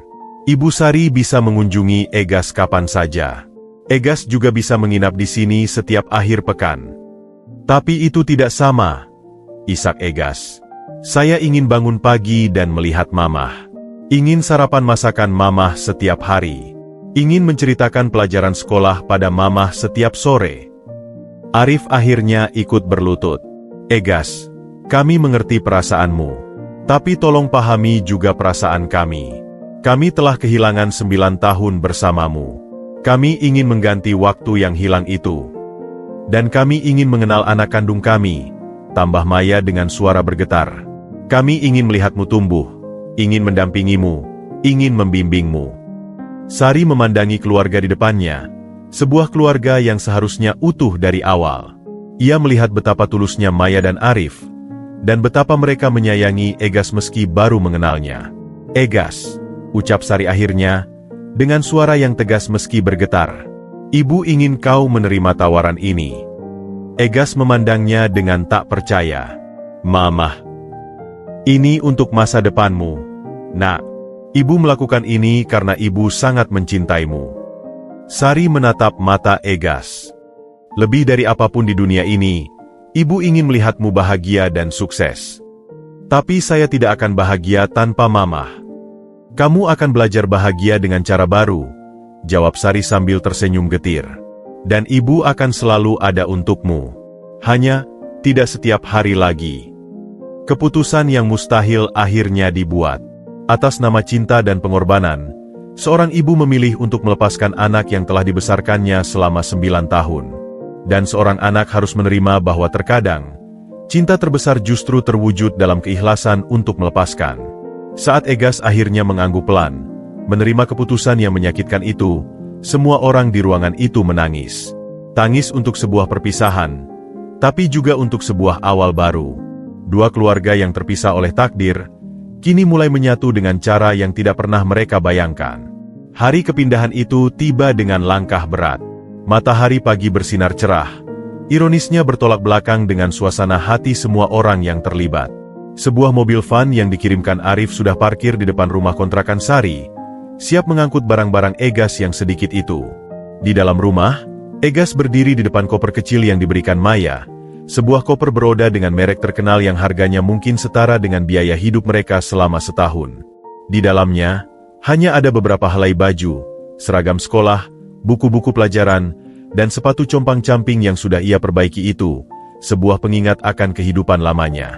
"Sekalian kita buang saja sepatu itu, Nak," ujar Maya dengan lembut, melihat Egas memandangi sepatu tua itu. "Nanti ibu belikan yang baru, yang bagus." Egas menggeleng keras, memeluk erat sepatu itu. "Tidak, ini pemberian mamah waktu saya masuk SD. Saya mau simpan." Maya mengangguk, menghormati keputusannya. Ia memahami bahwa benda-benda sederhana itu penuh dengan kenangan yang tidak bisa digantikan oleh barang mewah apapun. Sari sibuk memastikan tidak ada yang tertinggal, meski sebenarnya tidak banyak yang bisa dibawa. Setiap kali ia memasukkan sebuah baju ke dalam koper, hatinya seperti tertusuk-tusuk. Ini adalah baju yang ia jahit sendiri, yang ia cuci dengan tangan setiap hari, yang ia setrika dengan hati-hati. "Egas, jangan lupa obat maknya," ucap Sari, menyelipkan sebuah botol kecil ke dalam koper. "Minum kalau sudah mulai sakit perut. Jangan lupa selalu sarapan," lanjutnya, suaranya mulai tercekat. "Jangan sampai telat makan, nanti maknya kambuh." Maya yang mendengarkan merasa tersentuh. Ini adalah hal-hal kecil yang tidak pernah ia ketahui tentang anak kandungnya. "Ibu tidak perlu khawatir, Ibu Sari. Saya akan mengurusnya dengan baik." Sari hanya mengangguk, tidak bisa berkata-kata. Kepercayaan itu diberikan, tapi dengan berat hati. Setelah semua barang siap, saatnya untuk perpisahan yang paling menyakitkan. Egas berdiri di depan Sari, matanya sudah berkaca-kaca sejak tadi. "Mamah," panggilnya, suaranya kecil. Sari memeluk erat anak itu, menciumi kening, hidung, dan pipinya seperti biasanya. Tapi kali ini terasa berbeda. Ini mungkin pelukan terakhir mereka sebagai ibu dan anak yang tinggal serumah. "Jadilah anak baik, ya Nak," bisik Sari, berusaha keras menahan tangis. Dengarkan ayah dan ibumu. Belajar yang rajin. Jangan lupa sholat dan berdoa." Egas memeluk erat Sari, tidak mau melepaskan. "Saya akan kangen Mamah. Saya juga akan kangen kamu, sayang." Sari akhirnya menangis, tidak bisa lagi menahan kesedihannya. Setiap hari, Arif yang menyaksikan adegan ini, merasa seperti orang asing yang mengacaukan kehidupan yang sudah mapan. Ia datang untuk mengambil anak kandungnya, tapi tanpa sengaja merobek hubungan ibu dan anak yang sudah terbangun selama 9 tahun. "Ibu Sari," ucap Arif, "kami berjanji akan merawat Egas dengan baik. Dan seperti yang kami katakan, ibu bisa mengunjunginya kapan saja." Sari mengangguk sambil terus memeluk Egas. "Jangan lupa, akhir pekan ini kamu sudah janji mau tidur di sini." "Iya, Mamah," jawab Egas, suaranya tersendat. "Saya akan bawa oleh-oleh dari rumah baru." Kalimat polos itu membuat Maya tersentak. Rumah baru. Bagi Egas, rumah mewah mereka adalah tempat yang asing, sementara gubuk reot ini adalah rumahnya yang sebenarnya. Akhirnya, setelah pelukan dan ciuman yang tak terhitung jumlahnya, Egas harus benar-benar pergi. Ia berjalan ke mobil van dengan langkah gontai, masih memegang erat sepatu compang-campingnya. Sari berdiri di teras, tidak sanggup mengantarnya sampai ke mobil. Saat mobil mulai bergerak, Egas menekan wajahnya ke kaca jendela, melihat Sari yang semakin mengecil. Sari melambai, senyum getir di wajahnya yang basah oleh air mata. Baru setelah mobil hilang dari pandangan, Sari terjatuh berlutut di teras. Tubuhnya terguncang oleh isakan yang selama ini ia tahan. Rumah yang biasanya dipenuhi celoteh dan tawa Egas, kini sunyi senyap. Kasur kecil di kamar Egas kosong. Meja belajar sederhananya kosong. Ruang hatinya kosong. Di dalam mobil, Egas diam membeku. Maya mencoba menghiburnya. Nanti sampai di rumah, ibu akan perkenalkan kamu pada Kevin. Kamu akan punya kamar sendiri yang besar, dengan tempat tidur yang empuk dan meja belajar yang bagus. Egas tidak menjawab. Ia hanya memandangi jalan yang dilalui, menjauh dari satu-satunya rumah yang pernah ia kenal. Saat tiba di rumah mewah keluarga Wijaya, Kevin sudah menunggu di pintu dengan wajah tidak senang. Ini dia adik baru kamu, Kevin. Perkenalkan Maya dengan hati-hati. Namanya Egas. Kevin memandangi Egas dari ujung kepala sampai ujung kaki. Dia pakai buela bekas, katanya sinis, melihat baju sederhana yang dipakai Egas. Kevin, tegur Arif. Maaf, gumam Egas, menunduk. Maya segera membawa Egas ke kamarnya yang baru, sebuah kamar yang lebih besar dari seluruh rumah kontrakan Sari. Ada tempat tidur king size, meja belajar modern, komputer terbaru, dan lemari pakaian berisi pakaian baru yang masih berlabel. Bagaimana? Kamu suka kamarmu? Tanya Maya penuh harap. Egas mengangguk pelan. Terima kasih, Ibu. Panggilan, Ibu, itu terdengar asing di telinga Maya, dan mungkin juga di telinga Egas sendiri. Malam pertama di rumah baru itu adalah mimpi buruk bagi Egas. Tempat tidur yang terlalu empuk justru membuatnya tidak bisa tidur. Ruangan yang terlalu besar terasa menakutkan. Kesunyian yang terlalu sunyi membuatnya rindu pada suara Sari yang sedang berdoa atau menyanyi untuknya. Diam-diam, ia keluar kamar dan duduk di tangga, memeluk erat sepatu compang-camping pemberian Sari.